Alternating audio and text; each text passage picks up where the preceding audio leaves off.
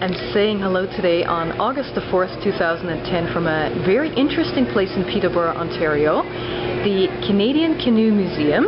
And with me here is John Summers, the General Manager.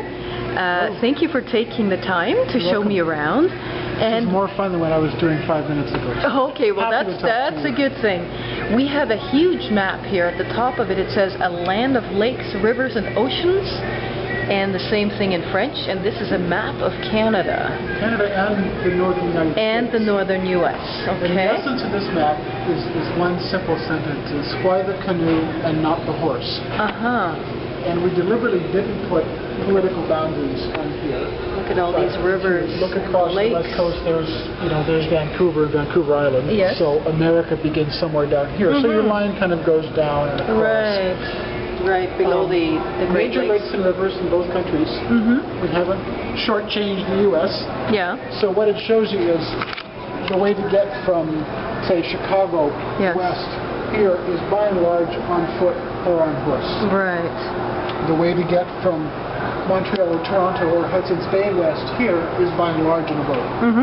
Because you really can, and if you, depends on which route you go, if you strictly follow the water, there's one sort of killer super long portage between Hudson's Bay and the Pacific Ocean. Okay. So what is super long? 30-kilometer portage. Oh, that's it? Yeah. 30 kilometers? Now, there's a lot of shorter ones. Right, but with the exception of that one really long portage, you can paddle the whole distance. You can paddle all the way across. That was the same 5,000 years ago as it is today.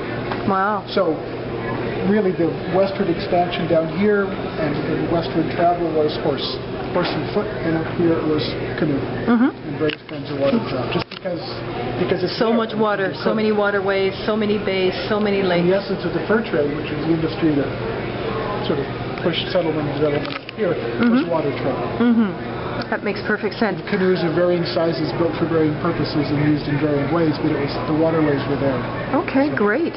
Well, what I'd love to do actually, you were explaining 3 different types of canoes made by the Canadian Native peoples, and maybe we can go into that area now and have a peek at some of these examples. Sure. Thank you, John.